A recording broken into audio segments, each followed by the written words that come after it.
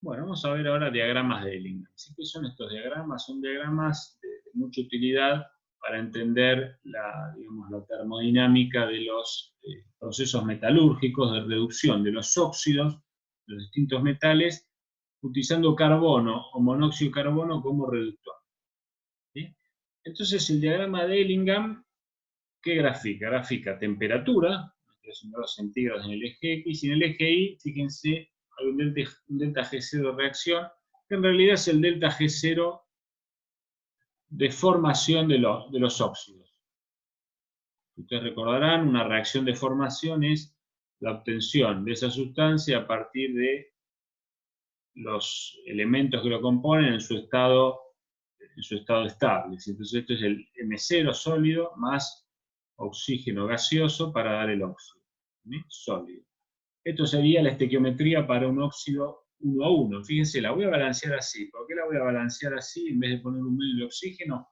Porque este diagrama tiene la convención de graficar todos los delta G0 de formación de los óxidos por mol de oxígeno. Entonces, para cada uno de estos óxidos, el delta G0 hace referencia a la ecuación química donde el oxígeno tiene un 1 acá. Y está normalizado de esa manera. Entonces, fíjense, son rectas con pendiente positiva. Ustedes recordarán de química general, el delta G es igual a delta H menos T por delta S.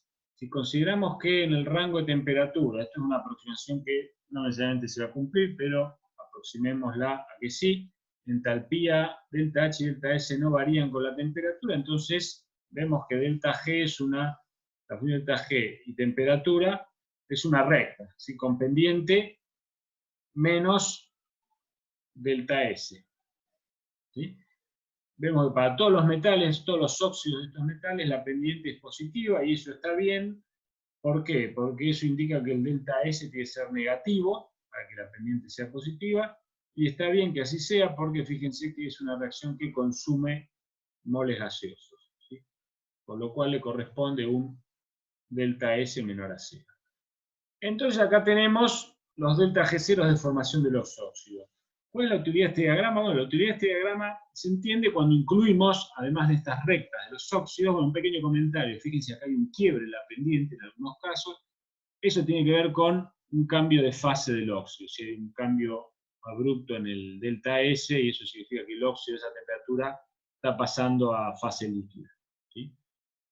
Decía que cobra importancia y utilidad el diagrama cuando incorporamos, además de los óxidos de los metales en el diagrama, los óxidos del carbono, ¿sí? Tanto el monóxido como el dióxido de carbono. Y fíjense que hay, o sea, la formación sería la formación de estos óxidos de carbono de vuelta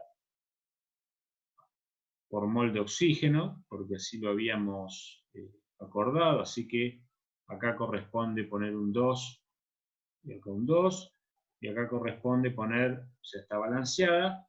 Y fíjense que hay una tercera recta. Las rectas que involucran a los óxidos de carbono son la C, la B y la A. Fíjense que hay tres, acá tengo dos reacciones. La tercera no es estrictamente un delta G de formación, sino que es la formación de un óxido a partir del otro. Es la reacción de monóxido con oxígeno para dar dióxido de carbono. Acá todos los monóxidos y dióxidos son gaseosos, el carbono está en estado sólido, y esta es la tercera reacción. ¿Sí? Fíjense que acá la tenemos que balancear por mol de oxígeno también y la ponemos así.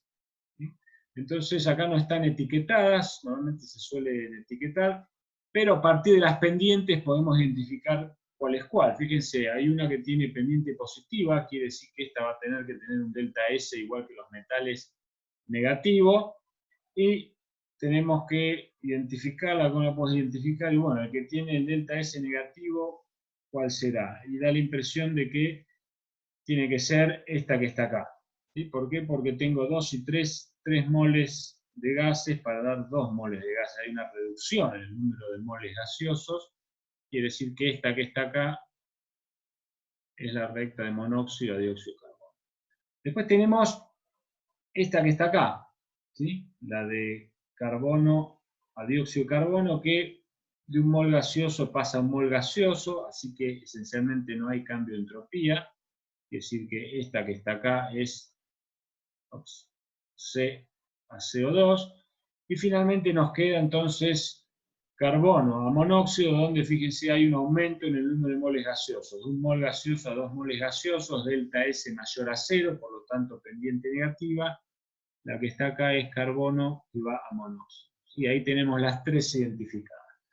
Bueno, ¿qué hacemos con todo esto ahora? Bueno, ¿cómo utilizamos el diagrama de Ellingham? El diagrama de Ellingham, entonces, en resumen, me va a permitir identificar a qué temperatura yo voy a poder reducir un óxido de un metal al metal elemental utilizando carbono como reductor. ¿Sí? Y bueno, y esto es un diagrama de delta G0 de formación de óxido, así que en realidad me está comparando estabilidades relativas de los óxidos. ¿Cuándo voy a poder obtener cómo se va a obtener el metal, el óxido metal? Y bueno, cuando el óxido del metal sea menos estable que el óxido del carbono. Eso significa que el delta G tiene que estar para arriba respecto al del carbono. Conclusión, cuando la recta del metal cruza hacia arriba alguna de las rectas del carbono, entonces yo voy a poder obtener el metal por reducción con carbono. Por ejemplo, si agarramos el hierro, a partir de este óxido de hierro, fíjense, acá es la recta roja, viene por acá, a partir de este punto, bueno, en realidad, a partir de esta temperatura ya podría, utilizando monóxido de dióxido, yo podría obtener hierro, ¿sí? Porque está por debajo. Pero si nos olvidamos de eso y miramos las otras, a partir de este punto, por ejemplo, la recta del hierro pasa por encima de la recta A, que es la de carbono, utilizando carbono como reductor. Acá tendría que estar utilizando monóxido, no carbono.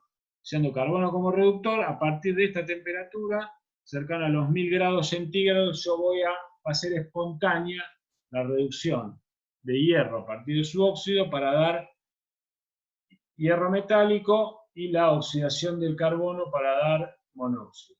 Entonces acá podemos ver que otros metales, los que están más abajo, son los que sus óxidos son más estables, justamente, valores delta G son más negativos, son los que van a necesitar una temperatura mucho más elevada para ser reducidos por carbono. Fíjense el aluminio, por ejemplo. Tengo que llegar hasta acá para encontrar un cruce con las curvas de carbono, son temperaturas ya elevadísimas, cercanas a 2500 grados centígrados. Entonces, acá lo que observamos es que los óxidos que están en esta zona son los que hemos visto que se suelen reducir con carbono. Los que están muy abajo son los que necesitan reductores más extremos, como los alcalinos térreos, que directamente tienen que ser obtenidos por electrólisis, o el óxido de aluminio, que ustedes ya vieron también el proceso Hall-Hérold, también es por electrólisis del óxido fundido. El óxido de titanio no se puede obtener por carbono tampoco, y así. Y finalmente, ustedes verán acá, por ejemplo, la plata, que es uno de los metales nobles. Fíjense, directamente el óxido no es espontáneo. ¿Sí? Quiere decir que ya a esta temperatura, muy cercana a, no muy lejos de la temperatura ambiente, el óxido es reducido espontáneamente a plata metálica. Fíjense que, recuerden la línea de tiempo que veíamos, el cobre fue uno de los primeros metales en la antigüedad en ser trabajado. Fíjense que si agarramos las rectas por carbono, el óxido de cobre, su recta está por encima casi a toda temperatura. Eso indica la facilidad de reducción del cobre a partir de carbono. Finalmente me olvidaba, acá tiene un link donde se pueden visualizar diagramas de Ellingham de forma interactiva.